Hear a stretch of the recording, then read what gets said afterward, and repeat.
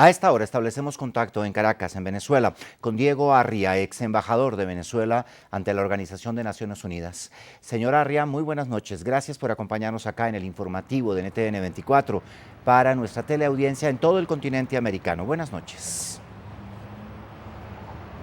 Muchas gracias. Muy amable. Yo quisiera hacerle una pregunta muy directa a usted antes de comenzar a analizar toda la situación del día de hoy. Cuando usted fue candidato en lo que terminó siendo la Mesa de Unidad Democrática, usted planteó muy seriamente que la oposición no debía someterse a las condiciones del Consejo Nacional Electoral como estaba, porque eso era someterse a un juego que iba a terminar mal. ¿Cómo es su opinión hoy, después de todo lo que ha ocurrido? Lamentablemente esa fue la realidad. Siempre consideré que no había árbitro electoral, sino lo que yo llamaba y llamo el Ministerio de Elecciones antes del régimen del señor Chávez.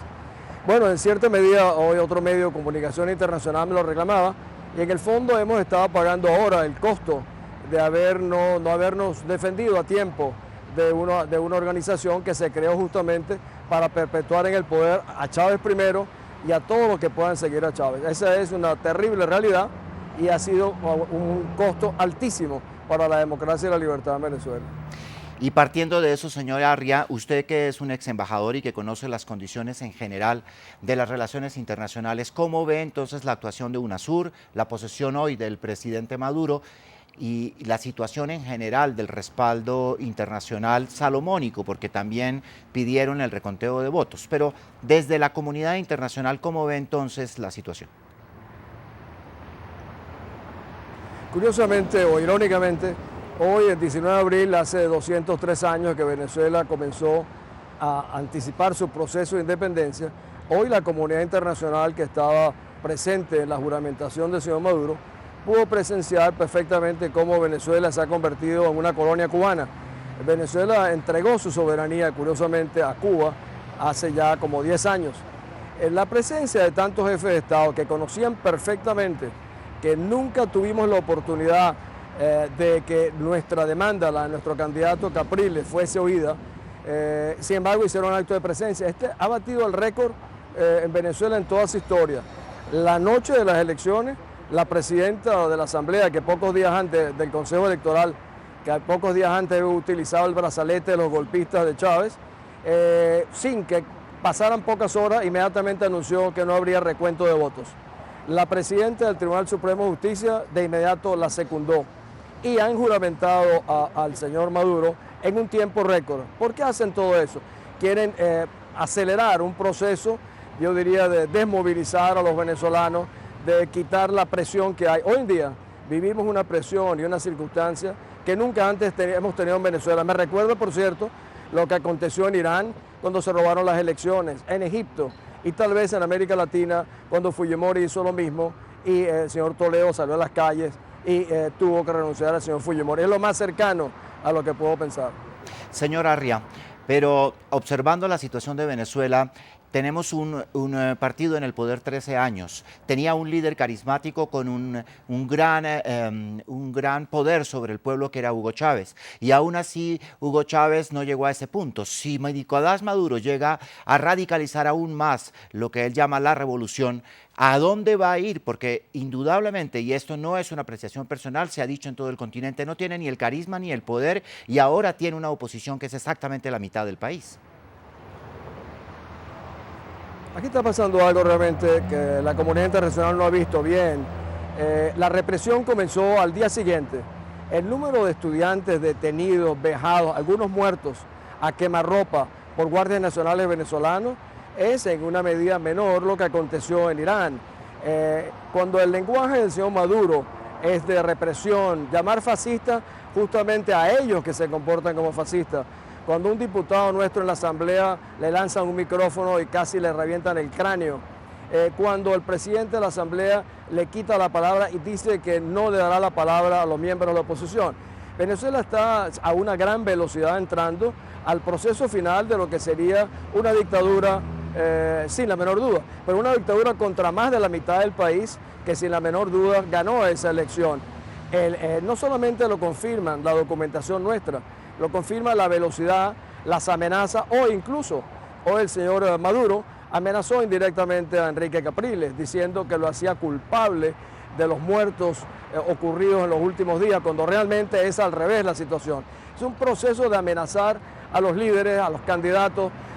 Hoy en la tarde, un desfile militar intentando parecer como el gobierno coreano del norte, una fuerza armada que entregó la soberanía de Venezuela a Cuba, pero es una demostración militar para intimidar a los venezolanos, porque Venezuela no tiene ningún enemigo que lo venga a atacar.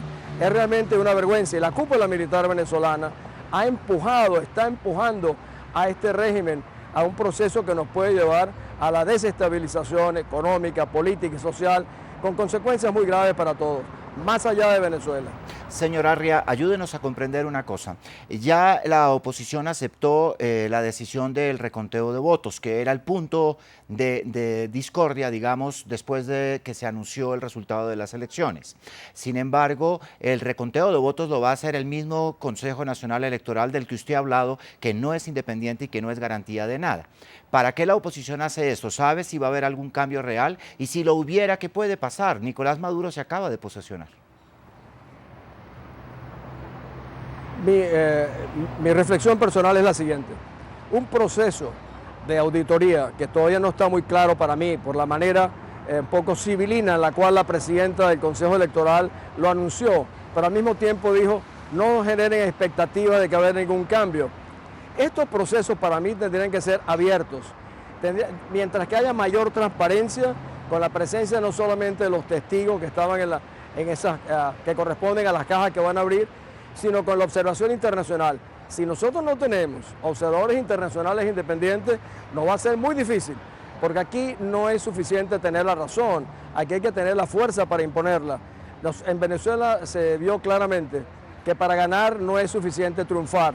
Entonces, un proceso de transparencia yo recomendaría, la oposición tiene que hacer eso. Es la única manera, cuando involucremos al país con total transparencia, que realmente podremos hacer algo. Realmente, señor Arria, hay que mirar todos los escenarios. Supongamos que no hay observadores internacionales, no lo permiten y el conteo finalmente, el Consejo asegura que los votos son los mismos y punto. ¿Cuál es el camino que le queda a la oposición de aquí en adelante? Es mucho más complejo, con observadores internacionales, como ofreció, por ejemplo, el secretario general de la OEA, la propia Comunidad Europea, y seguramente lo ofrecerán otros gobiernos si Venezuela abriera las puertas.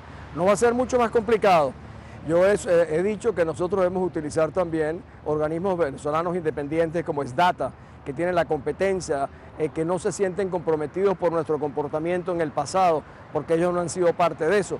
Nosotros tenemos que buscar a gente que le dé credibilidad a los venezolanos y que nos permita defender y exhibir al mundo. Por ejemplo, si nosotros descubrimos, como ha dicho el señor Capriles, todas las irregularidades y delitos cometidos y se los enseñamos al mundo, yo quisiera ver la cara de muchos de estos jefes de Estado que vinieron a Venezuela batiendo récords, sabiendo perfectamente que eso en una votación de 15 millones hay una diferencia apenas de 150.000 votos a más y no sabemos exactamente el resultado, cuando nosotros tenemos una documentación en la cual Capriles supera al señor Maduro.